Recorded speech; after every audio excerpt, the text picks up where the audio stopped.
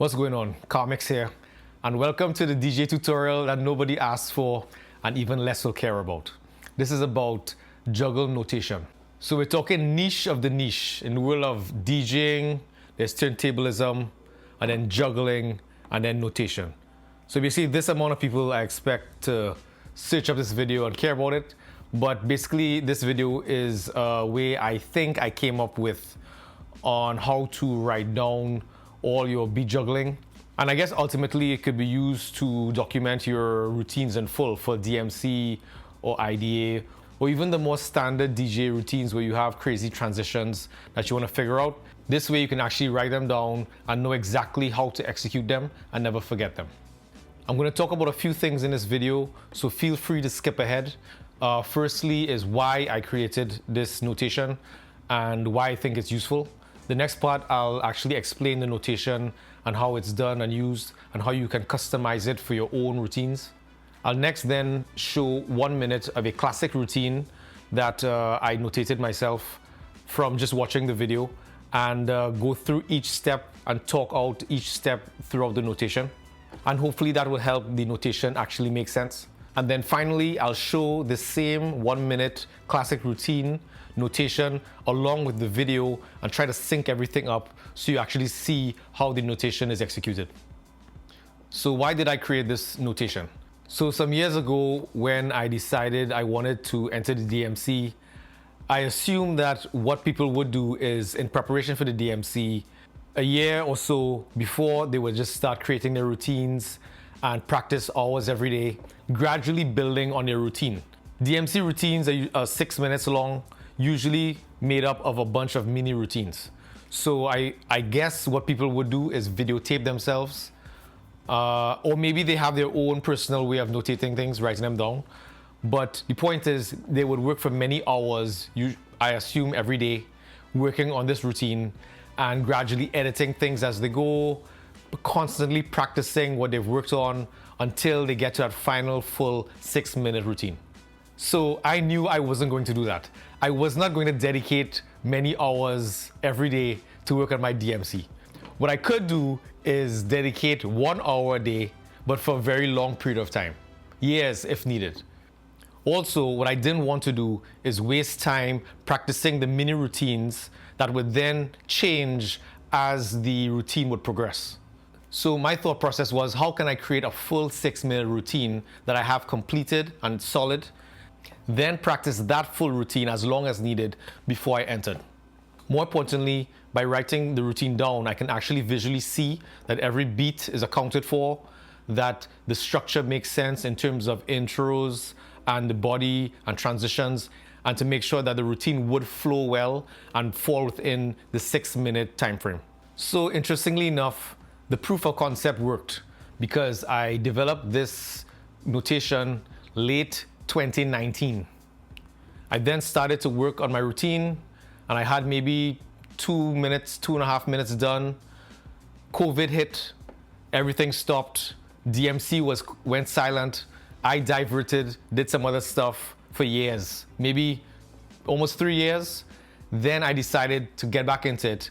And from the videos I did take, plus the notation I created, within an hour, I was back doing the 3 minutes that I did before. It was the easiest thing to get right back into creating my routine. I did search to see if any current notation existed for juggling, and something does exist, but it is very close to written music, which I am not into or don't know about. So I wanted something much more straightforward that I could just do myself and maybe even teach others very easily. So if I haven't lost you as yet, let's get right into it, and hopefully it's not too boring. And actually, before I get started, I just want to shout out Qbert, Rob Swift, and Vect, all of which play a big integral part of teaching turntablism and building routines, and they've all played some part in my knowledge getting up to this point. Before I actually explain the notation, let me just give you some prerequisites. This is how to document your beat juggles.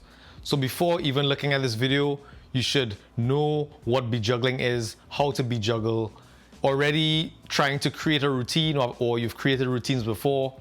Also, you know what scratch notation is because Usually in a full DMC routine, there's both juggling and scratching, and this notation can accommodate scratch notation also. So just make sure this is the final step in your turntablism journey, in which you just want to know how to write down everything you've created up to this point. All right. Okay, so we're gonna go old school whiteboard. So the key to this notation is identifying your juggle elements. So what beats am I actually juggling, and how do I identify them to write them down and later find them when I want to practice or execute my routine. So when I say juggle element, I'm basically talking what beat or note does it fall within a bar. So in a basic bar, you have the 4 counts, all right? So this is beat 1, 2, 3, 4. Those are the quarter notes, all right? And then you have notes in between, which I would identify as 1 and 2 and 3 and 4 and. Okay? And then in between these notes, you have, so these are the 8th notes, and then you have the 16th notes in between these ands and the quarter notes. So these 16th notes I identify as 1 E and A, 2 E and A, 3 E and A, 4 E and A. Okay, so this way in a given bar, whatever you're juggling should fall into one of these identifiers. Are you juggling the 2 of a certain bar with the 4 of another bar, or the 2 and you play it for 2 beats to the 3 and then you bring in the 1 of another bar? So basically this is how you identify what you are actually juggling. They're all given one of these identifiers. So a full bar of identifiers with 16 notes goes 1 E and a, 2 E and a, 3 E and a, 4 E and a. Then the next bar will start. So right now for my first example, I'm going to talk about juggling in terms of using 2 instrumentals, okay? But obviously with this bar format, if this is a phrase or if it's a sound, it'll be up to you to put those words in that phrase or that sound and give them an identifier that falls within the bar structure. So that's step 1, identifying what you are juggling by assigning one of these bar counts to the juggle element. So overall, you're looking at your juggle routine as just juggling different elements within different bars of your samples. So up to this point, hopefully this makes sense. If this does not make any sense, stop watching the video right now, because it's only going to get worse from here. Okay, so now we're going to get into the actual notation. So I've gone ahead and drawn 1 bar here, and I'm going to structure the bar to show you what you write down to keep track of your routine. So the first thing to understand is I've separated the top and bottom half with this little invisible line. If you want to draw in a line, you can draw in a line, but basically this represents the left and right turntable. So for me, this top half is the right turntable, the bottom half is the left turntable.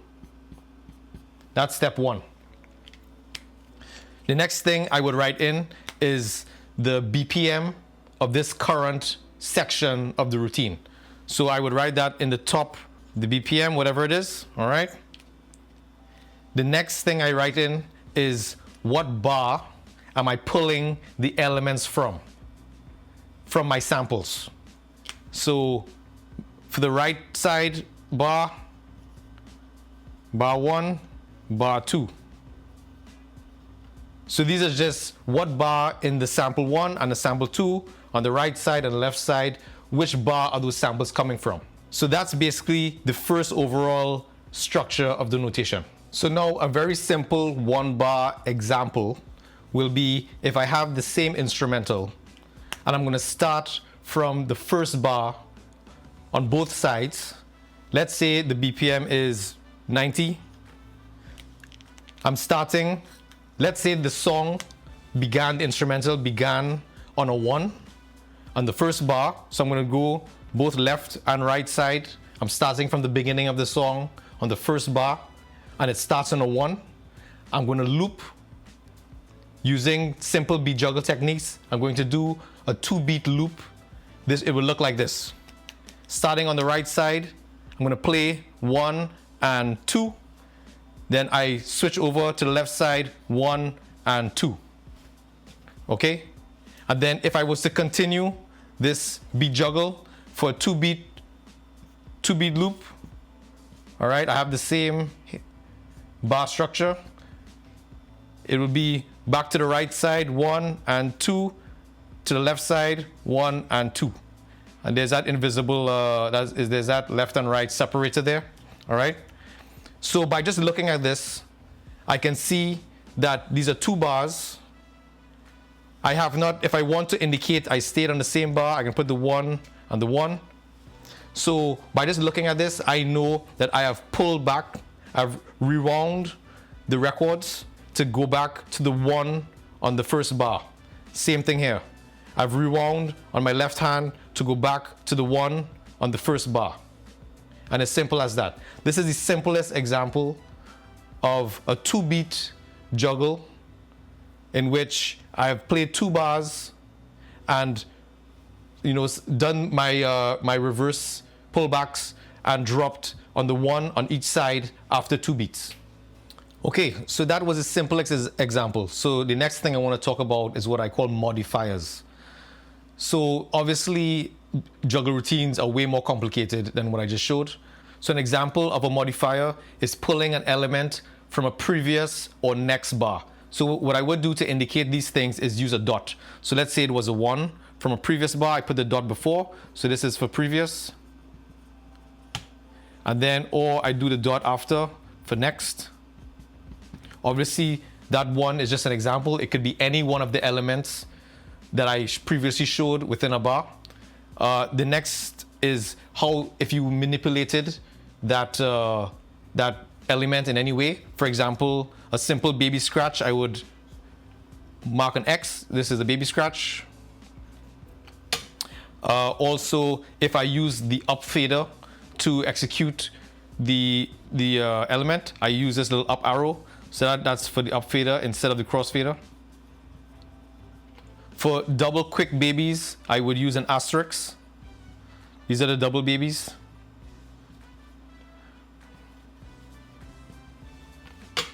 If it was a 16th note connection between the left and right side, I use this little connecting line like this. All right, so that's a 16th note connector.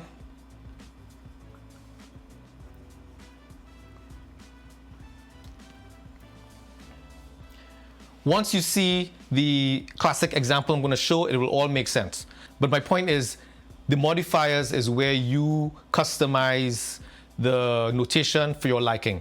For example, there's no way to show me using a rubber bands in my routine or scraping the needle against the record label. Like, these are things that you'll have to fill in to your beat grid with whatever you think makes sense, keeps the timing, and also you can, obviously identify when it's time to practice your routine. So finally, in the notation, I want to talk about what I call extras. I personally did not use these extra notations, but just to show you that you can do such things, I'm just going back to the simple example I gave with a 2-beat beat juggle starting from the first bar on both sides. Just remember, initially I said the top is one turntable, the bottom is the other turntable, but obviously you can execute with different hands. So what you can do is color code your hands. So for example, if I did like this, so I say green 1, 2, 1, 2, then I switch colors for the next bar and I go 1, 2, 1, 2. So if I assign green to my right hand, blue to my left hand, obviously by looking at this, I know I cross over with my right for the first bar, then I cross over with my left for the second bar. That's one extra. Another extra is actually writing in the clock positions of your cue points. Because we all know when you beat juggle, there's a visual cue that you look at to let you know where your elements are. So you have this space up here, top right of each element. You can write in wherever the sticker position is, if you really want to get that into it. So this could be at 1 o'clock or 3 o'clock or 1, 3, whatever. Personally, I didn't do that because, as you will soon see, this notation can get very busy. So I leave out as much as possible just to get me back into my routine, and the clock positions I just memorized. It's up to you, obviously, how you like to customize this to work with your routine. You just write in your scratch notation as we know scratch notation to be, wherever it falls within your routine. I'm actually going to add a couple modifiers that I forgot to mention previously. And these modifiers are pretty useful. So one is, if you're juggling vocals or something that has words in it, I would write the word above or below the element itself. So if it was like, let's go, I'll do that. Let's go, let's go. So that helps, obviously, when getting back into things and knowing how things should sound. Okay, let's go. And then another one is using the power down, because we all know the power down on a sound is pretty cool when it drags out. So for power down, I would add a circle at the top. All right, and then the final is the dash. That is a tap pause, and we all know how sweet those tap pauses sound sometimes when doing breakdown patterns. So I would say this notation was developed and is best used in, I guess, what you would call classic routines, meaning you just take pieces of existing music and rearrange them manually.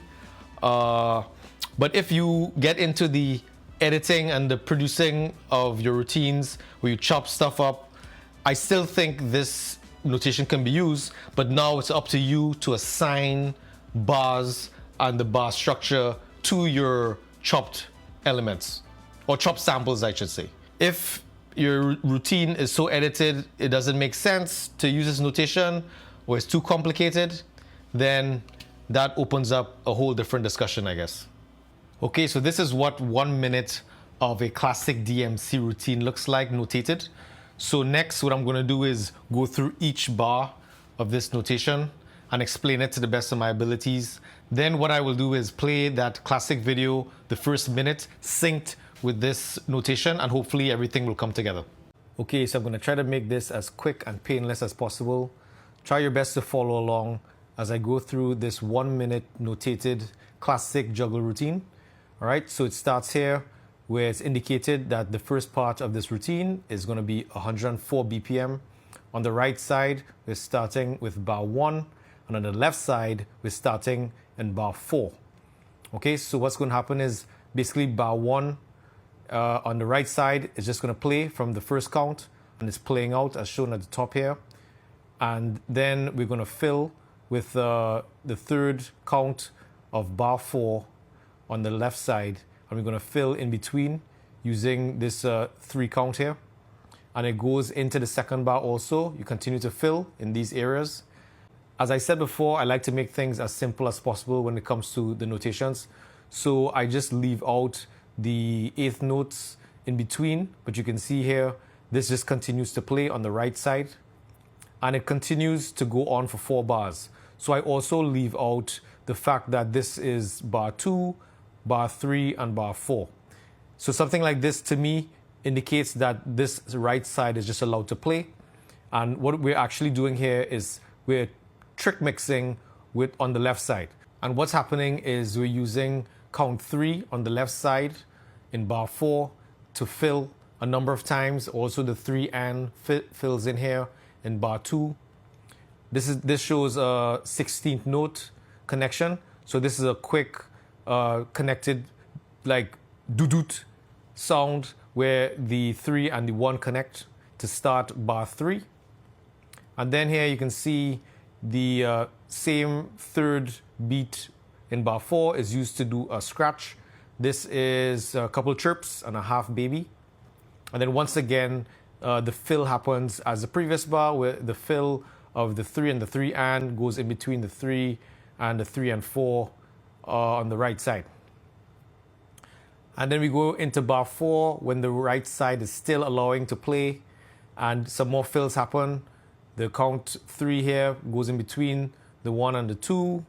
But now here, after the 2, the 3, then the 3 and plays, followed by the 3 and 4, 4 and on the right side. So now we're at bar 5. So as you can see here on the right side, it has gone from 1, 2, 3, 4. We're into bar 5, where now we're going to start to manipulate the right side. So I wrote in bar 5 here, and it starts on the 1. And then also you have this 16th connector here before the 1 drops, the 3N. Then it's repeated, 3 and 4 and then this now shows I have pulled back into bar 4 on the right side to count 3. Thus the dot, as I explained before, as one of the modifiers. So as this is playing, this record is rewound back to this count in the previous bar, and is allowed to play to finish this bar off. And then once again, you have this same 16 count double up here. When it hits the 1 on bar 5, this is repeated again in terms of the 3 and 4 and on the left side. The same pullback happens on the right side, which is shown here, into bar 4 to count 3, and is played from there, 3 and 4 and to end the bar. So it goes right into, because this is bar 4, and it goes into bar 5, as shown right here with the 1. The same 16th connector happens on the left side. Same 3 and 4 and also happens. So visually, this is what the notation is also good for. You can see how the bars are similar. For example, these two bars are the same. This bar, half of it is the same also. So sonically, you know there's going to be some sort of flow when the routine plays out. But then there's a little bit of a switch in the second half of this bar, where instead of pulling back to the 3, you pull back to the 3 and. So to this point in bar 4. And then it is repeated to the 4 to drop on the 4 of this bar, and the 4 and plays. Now you're going back to the left side. We're back into the 4th bar. So also note that you've been juggling different bars at the beginning of each bar of this routine. So it's been bar 5 on the right side, bar 4 on the left side. So now we begin to actually have similar bars for this section of the routine. So we're both in bar 4 on both sides, and you play the 3, 3 and on the left, the 3, 3 and on the right.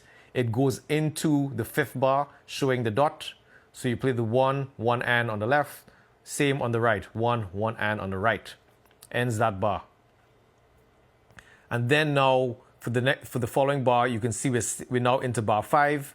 And on the left side, basically what happens is the 1 is dropped, and this arrow indicates it's just allowed to play. Okay? So once again, I'm trying to just minimize how much I write down. So this arrow allows the left side to play out. And on the right side, nothing happens just until after the 4, where a little scratch happens to join these two bars. This is just 1.5 babies on the right side, and then the 1 is dropped on the 1. This 1 is also dropped on the 2 and then dropped on the 3 and. Then you repeat, the same baby happens to connect the bars, but now you drop the beat on the right side, shown by the arrow. The same 1 from the 5th bar. And then while this is playing out, this record is spun back to the 1 in the 5th bar. Repeat the 1.5 babies to connect those bars. And then it's a drop, a quick baby scratch, stab, drop, stab, drop, stab, drop.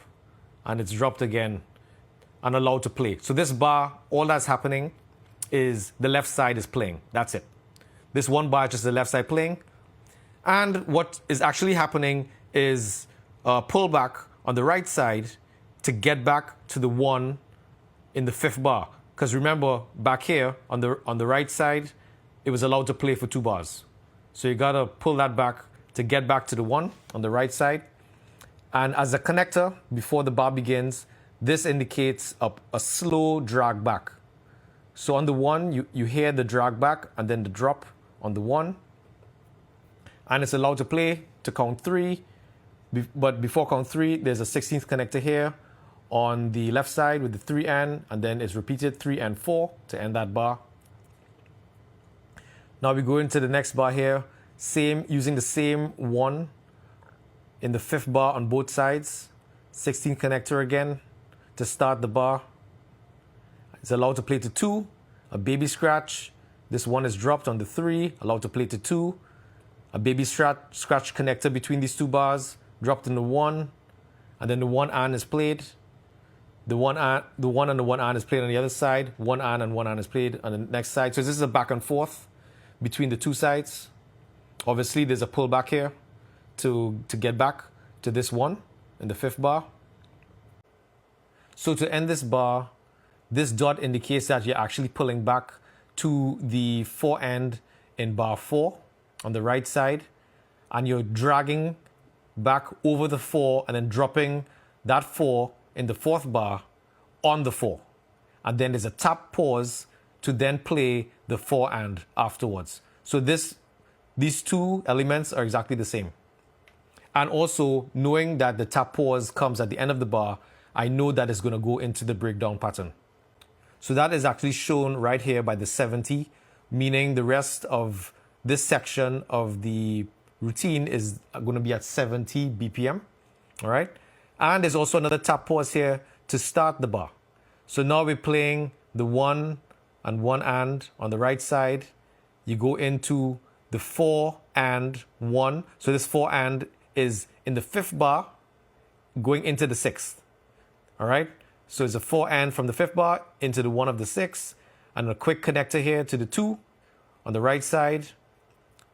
You pull back into the same 4 and of the bar 5, play that in between the 2A and the 3 on the right side, come back to the left, and you play the 1 and, tap pause, the 2, tap pause, the 2 and. And this pattern is repeated 4 times as shown here, okay? These 4 bars are exactly the same in this breakdown pattern. And then coming out of the breakdown pattern, this is what is used. So you can see here, you tap pause into this element used here, which is the 2A 3 and, all right, in which the 2A is played at the 16th note and the 3 is dropped on the 1. And then you go back on the right side to play the 4 and 1. So this 1 indicates bar 6, shown by the dot for next bar, with a connector for the 4 on the left side. Back to the right to play the 4 and, this same 4 and here of bar 5. These 3 elements are played that started the bar. These 2 elements are repeated here and connecting to the same 4, okay? So if you kind of split this bar in half, you could kind of see this is a repeated pattern right here for this bar. So this bar is totally unique to the rest of this breakdown pattern. So now the breakdown pattern is ended by another unique bar here using these 3 elements that was used in the previous bar. And then finishing it off with the 1 and 2, then the 3 and 3 n on the left. This 3 and 3 n is repeated on the right. Then finally the 3 and 4, and then a quick 16th note double 4. So just looking at this, I know it's going to end like bap, bap, bap. And that's pretty much it. Hopefully that was somewhat understandable. Now what I'm going to do is play the video of this routine being executed and sync it up, and hopefully everything should make sense and come together. Enjoy.